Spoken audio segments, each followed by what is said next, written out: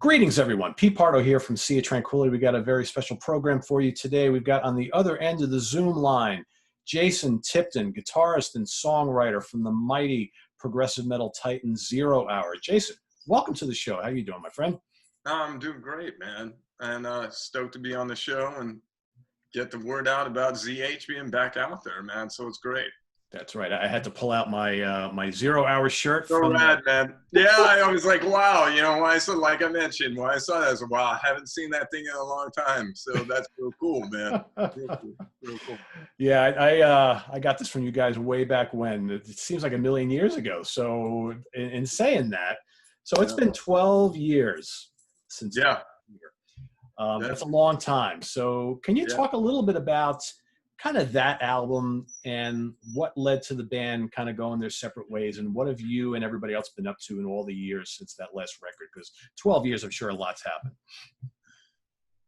What really did it is that my brother, unfortunately, had to have the ulnar nerve entrapment surgery, and it just didn't take. And especially for doing zerohour material ongoing, for all the things that he did legato-wise with the tapping and everything. I mean, there were some things he could do, but there was a lot of limitations. And the hard thing for him especially was just holding note for a long time, just doing, you know, if it's following the kicks or something like that for a double kick period or something like that, that was the stuff that was the most challenging, because it would just go right up his neck and just blast his arm. And unfortunately, as much as my brother tried, taking a step forward, get two steps back. You know, I mean, the surgery unfortunately didn't take, and he was dealing with muscle atrophy, because what they do is they reroute the nerve into your bicep muscle. Wow.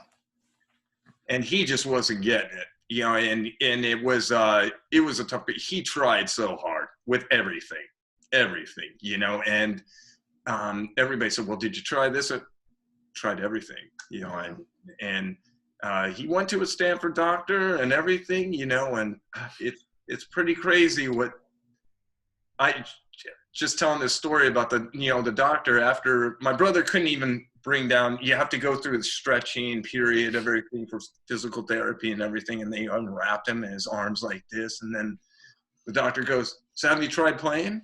And my brother's just looking at him like, not happening. I can't even straighten my arm out.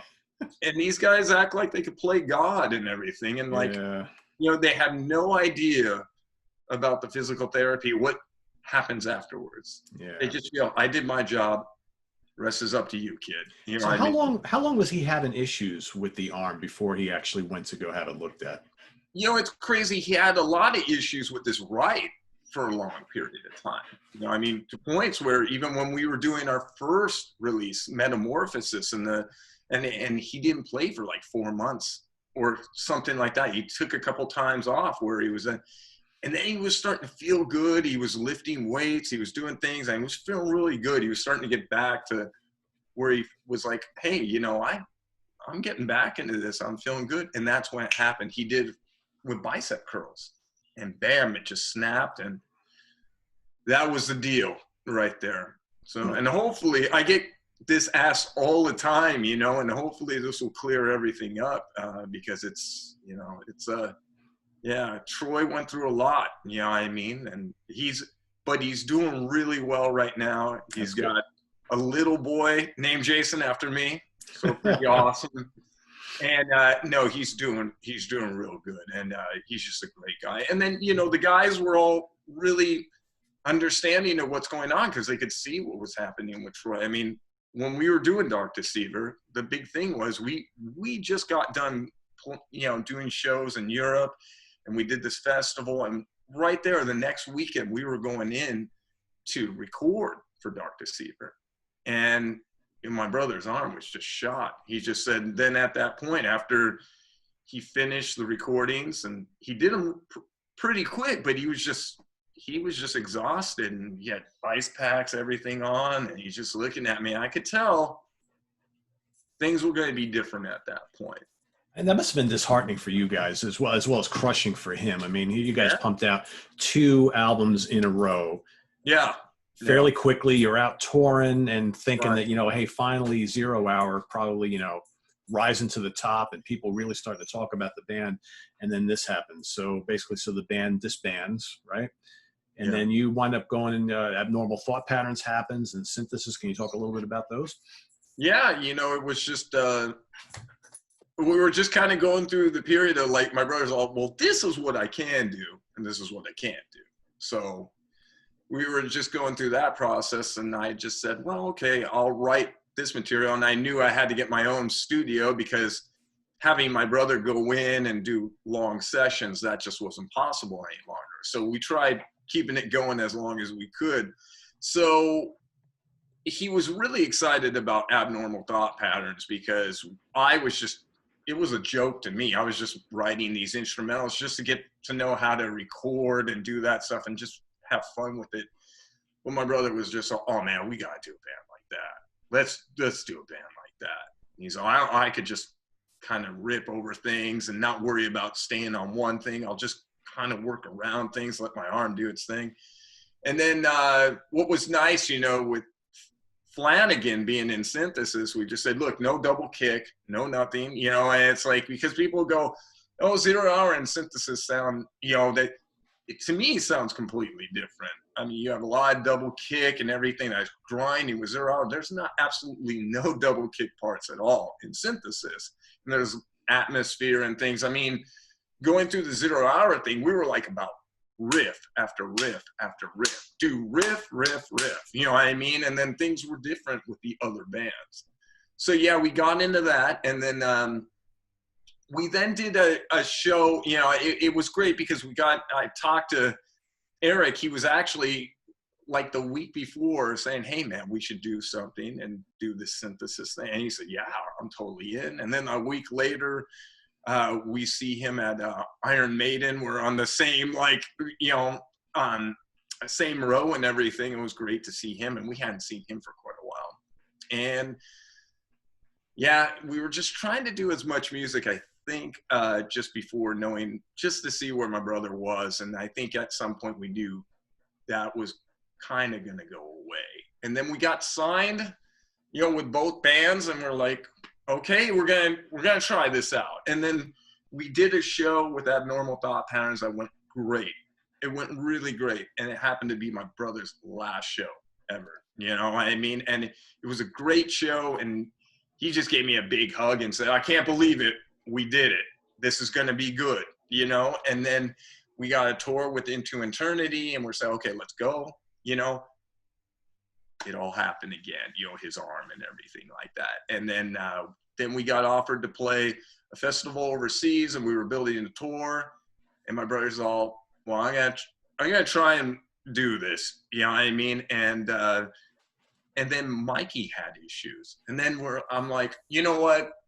I think we're done. Yeah, you know, the writing's on the wall, right? Yeah. Yeah, it just got to a point where, and it was great putting those bands together and everything, and we were doing it, but you know, and there's some great material there. And actually the Synthesis third album, you know, all the guitars and keyboards and vocals are done for that, you know, and then eventually we'll get that done, but it's not a high priority for me at all. I mean, 0 hour is the highest priority, and A Dying Planet, we're doing that as well, getting the second one out on that. Oh, I forgot about that. Yeah, that's right. So you've been busy all these years, so it's not like you've been sitting around. Yeah. Yeah. And that's the thing, you know, I had just so much music that fills my head. I'm like, oh, I know what to do. And once I do it, it goes quick. I mean, I want to do an instrumental album, but I'm like, you know, I got 3 releases just kicking there. I mean, I'm not going to do this to myself anymore and have the waiting game. I'll let these come out, and we'll do our thing. There you go. So here we are. So we're in 2020, and the news leaked not long ago that 0 hour is back. Upcoming album, new band, new lineup. Can you kind of talk a little bit about all this stuff? It was great how it kind of first came together. My brother had been telling me for the longest time, why don't you get 0 hour back together? Well, nah, just, you're not in it. I mean, we were writing partners and that. No, I mean, why am I going to go down that road? You know? But then, you know, he kept telling me every time I would go out and visit him. And then I went to go see Raul, the drummer, who was just great guy. And I saw his band perform, and we were chatting it up, and he goes, "Hey man, you need drums for." Well, yeah. And that's when it first sparked. You know, if I ever do the 0 Hour thing, he's the guy. He's the guy. Yep. No doubt about it. Because he's just amazing. So passionate of a player. Great guy. You know, and lots of enthusiasm. And he's also was very cool with like telling me a couple things. You know, I think we should do this, do that, you know, because you can have a little different way of thinking, you know, and I wanted to take their input, you know, because I mean, it's just, you know, with 0 Hour, I mean, I wanted this to be all about like back with the first two releases, Metamorphosis. You know, I've been playing 7 and 8 string for the longest time. It was like over how many years not playing 6 strings. And I'm like, my Les Pauls, I'm like, I want to do the 6 string. I don't want to just do the same formats we had before. We weren't thinking about, it's just about riff after riff after riff. You know what I mean? Because, I mean, it's a little different for us. I mean, solos are nice. If they fit in, cool, we'll throw a solo in. But, yeah, but you guys were never about that. No, it wasn't. It was about, like, we're all together. We're going to riff together. And it's just like, you know, something you want to hear after each other. And it's just like, it's crushing. That's what I wanted for this release. And, and it so came out like that. It sounded so killer. I'm just really excited about it. And then Roel mentioned Andreas. And I'm like, oh, well, that would be great. You know what I mean? And Andreas was on board. And I mean, 2 guys who are just so passionate and great people. I mean, I couldn't have got any better in that way. I mean, because they really rejuvenated me in that way. I was already really stoked about these riffs, but you can go through the process where it's like the head games of like trying to get people to do things and everything. These guys were super on top of it and just knocking things out, and I was loving it. And especially just how they're just both gentlemen, really have their stuff together. So I mean, it was it was a great process. It just all worked so nice. And now we got the vocals rolling with Eric, and Eric wrote me yesterday asking a couple questions like, you know, can we do this, that, and, you know, is there a copyright? And I said, yeah, we probably can't do that. So you're going to have to think of something, but he's into it. He's doing the stuff, and we're kind of like, I'm just kind of letting him do his thing, because before it was like, you know, he's the lyricist, let him do his thing. And then if we have to make some changes with the melody lines or something like that, we will do that. But yeah, I mean, it must be cool having him back on board again with 0 Hour, because it kind of takes you full circle, right? Absolutely. Well, I couldn't, you know, definitely with Metamorphosis and Towers of Avarice, and if I wanted to go back to that riffing stage of doing the 6-string stuff, I mean, he was the guy that did all that with us. And so, yeah, and it was like, it was a no-brainer with these other great musicians providing. I'm like, well, yeah, I'm going to reach out to Eric. And how it came about was Eric, I mean, because I was really still on the fence about doing 0 Hour. I was like, am I going to go back down this road? But then, you know, the thing with Roel happened. And then I saw Eric throw a post up of reflections. And he says, anybody looking for a singer? Ha ha. And I'm like, hint, hint. Let me write this guy. You got my number. Let's go. Yeah. So I wrote him. I said, hey, man,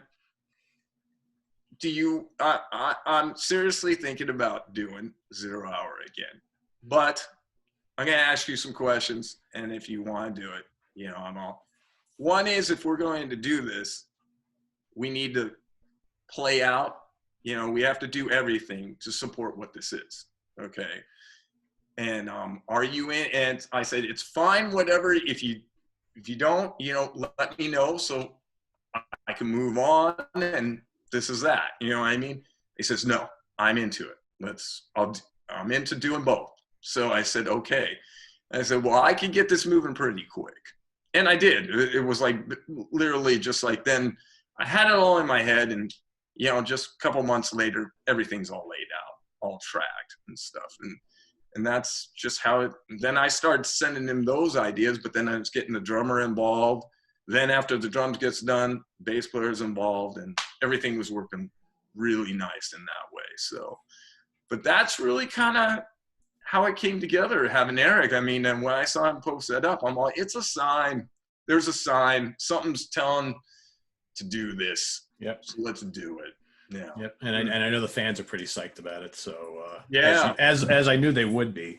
So where are you guys at today? How far do we have to wait for the new record? And is that all ironed out already? And that's a good question, because you know, it's in Eric's hands right now. So you know, I believe he has all, like, I know for sure, like 4 of the 6 songs he has, like, you know, he's tracked something and things are, you know, developed in that way. And I think he has a development for all 6 songs.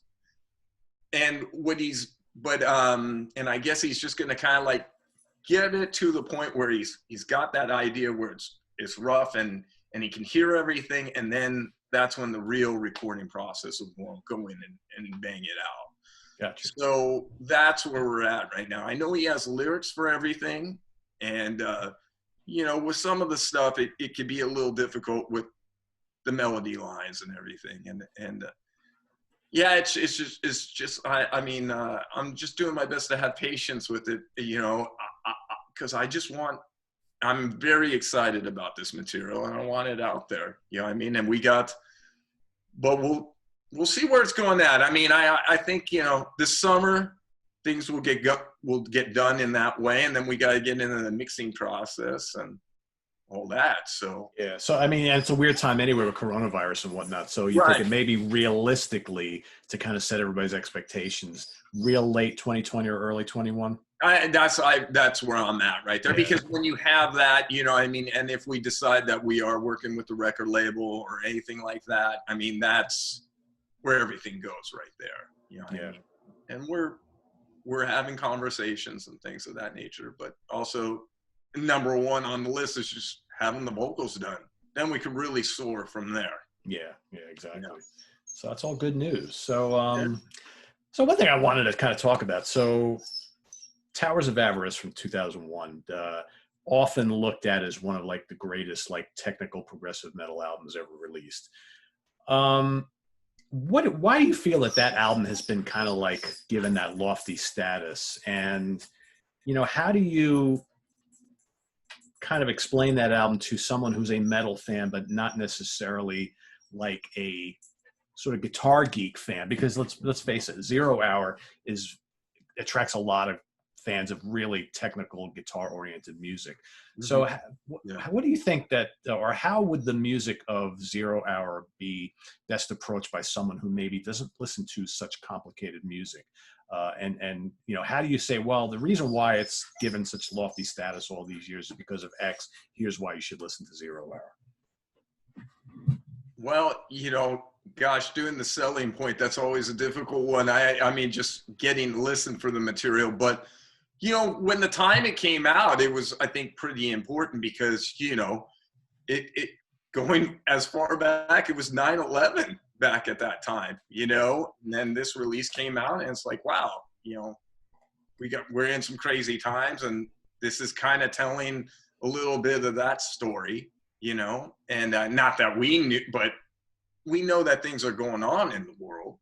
So, and I think it was just that, you know, we were so hungry and we wanted to make the best of everything. And that album really took a lot out of us because we poured all our energy making like every different format, everything. We're like, let's try this before, just don't leave any turns, you know, make sure we check everything out. And we did all that. And I think just everything aligned correctly with that because even the production was just outstanding for what that release was.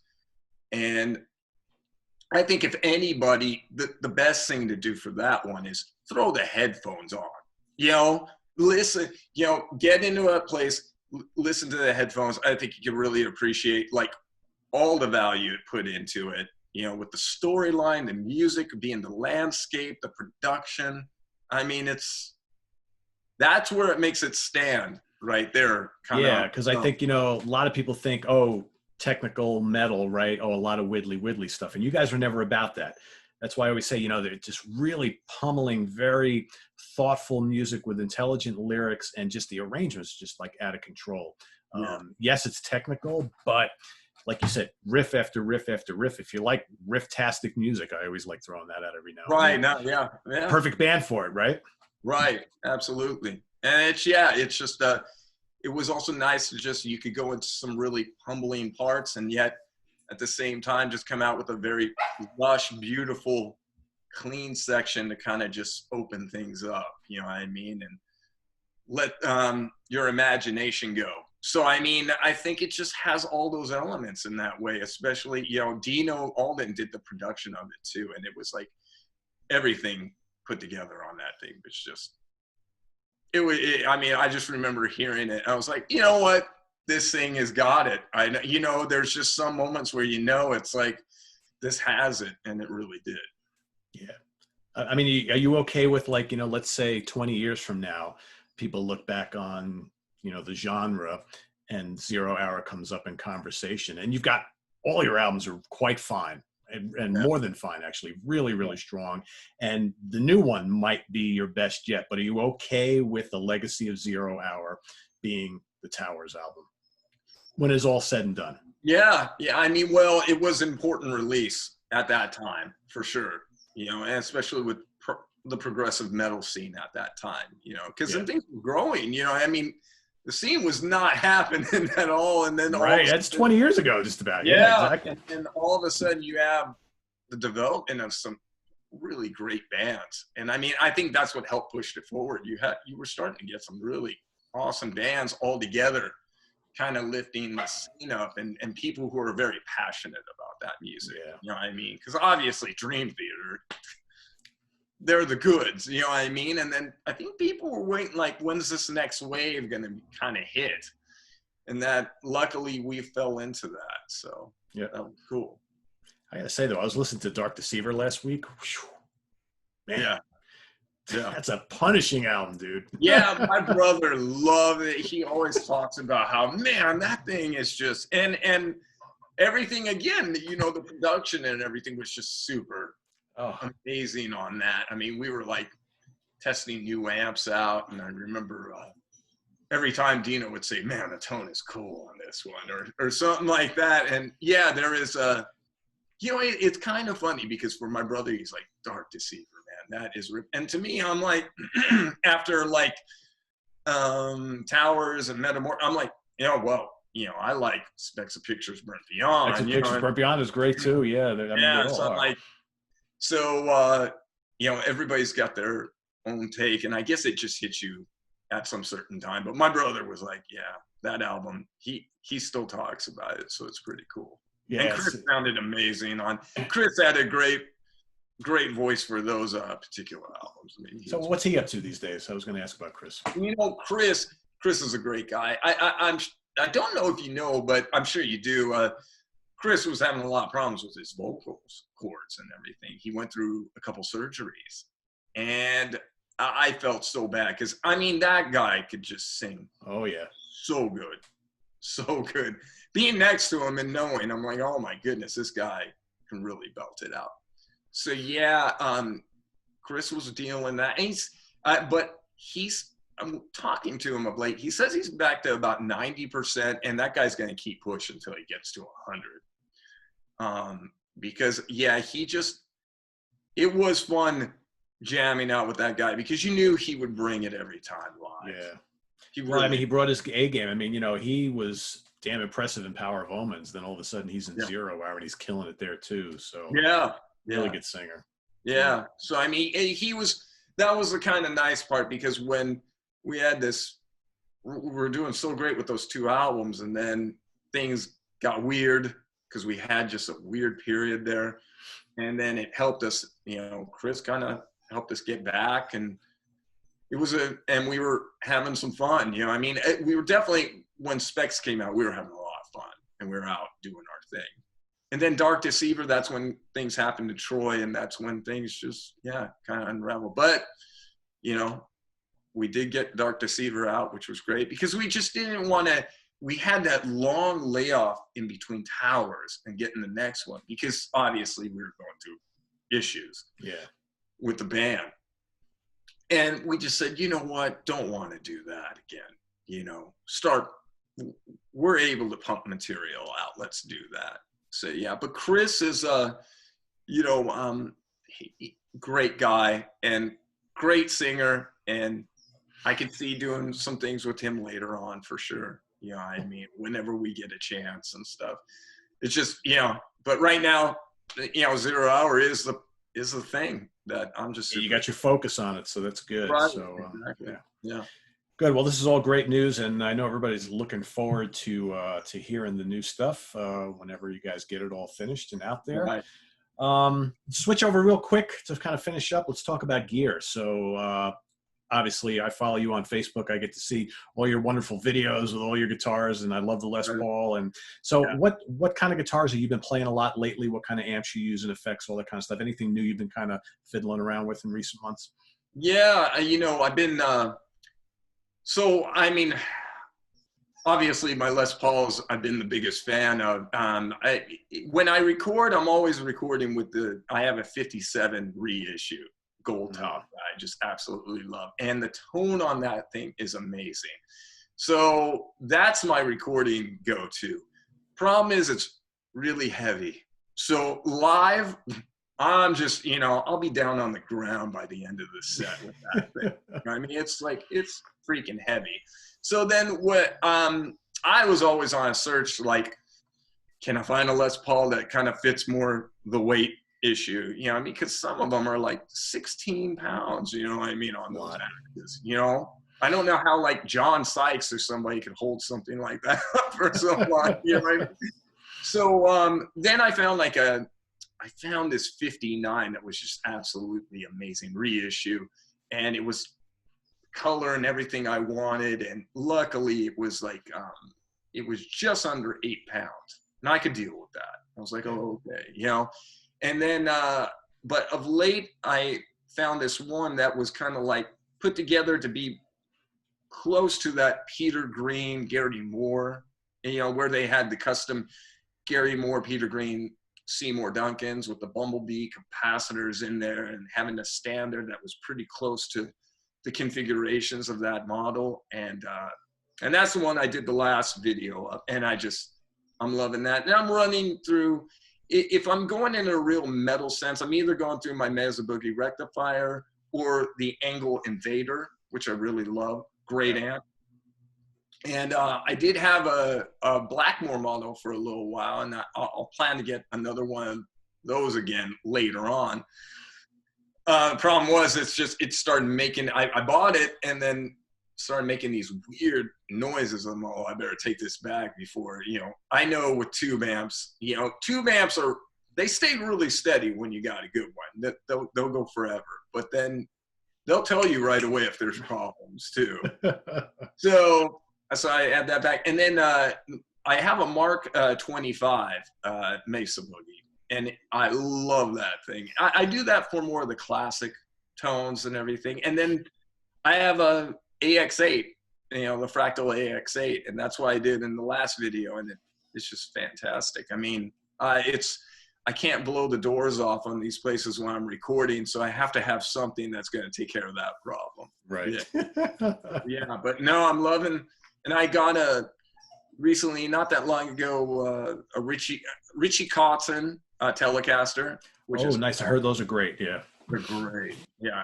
Amazing sounding. And then what was anything else that was like, and I have like 5 Les Pauls, and then that Telecaster, and obviously my rows of 7s and 8s, you know, that Manet made for me that were fantastic, and a couple Ibanez 8 strings that have the Meshuggah model and a Prestige, which is cool. And yeah, that's what's taking care of me right now. So cool. A lot to choose from, which is great. Yeah, exactly.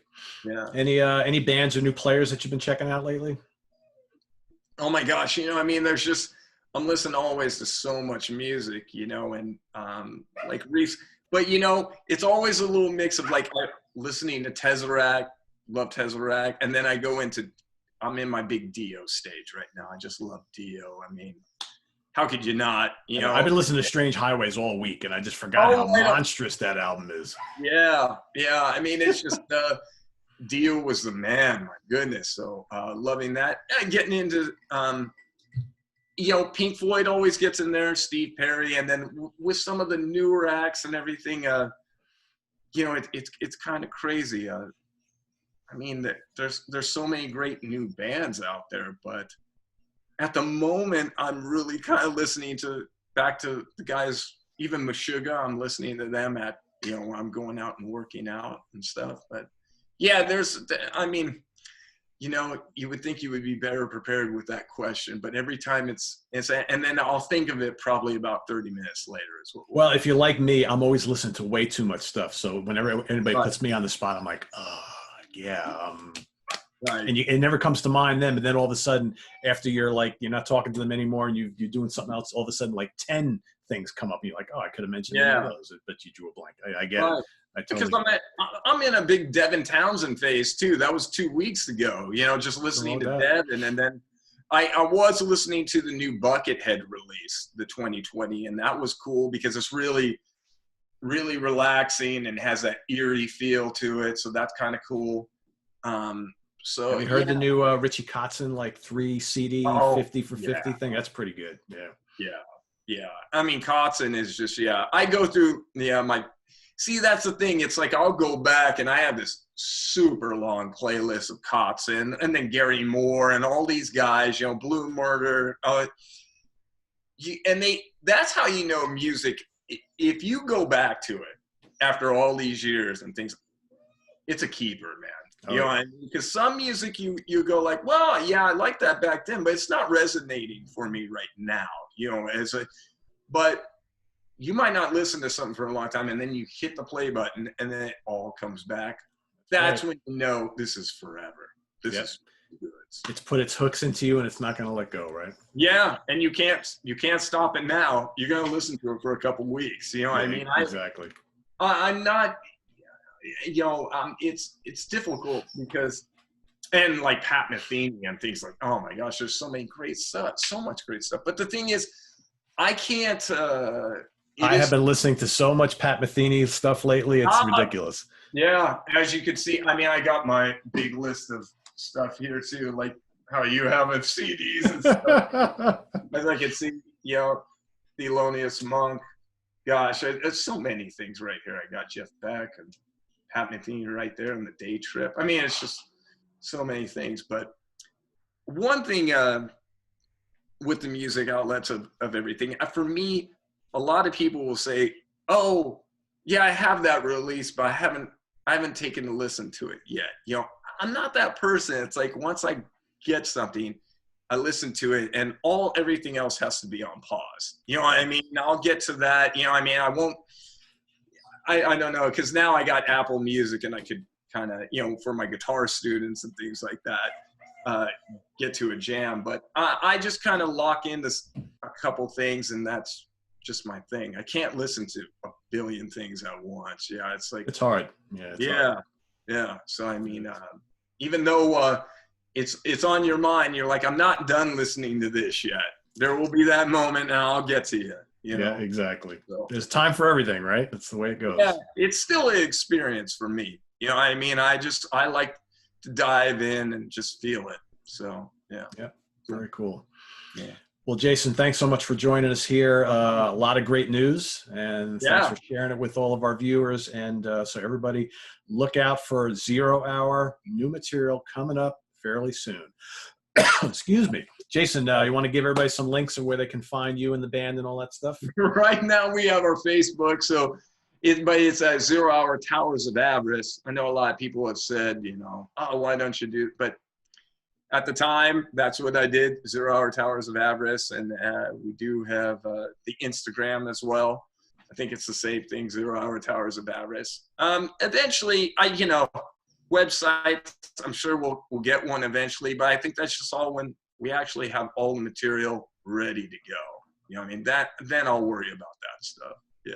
Cool. Awesome. Looking forward to it.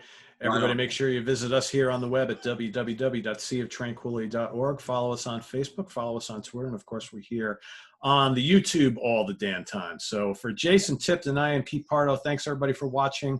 Enjoy the rest of your weekend. We'll see you all real soon. Jasun, thanks again. Take care, my friend. Thank you.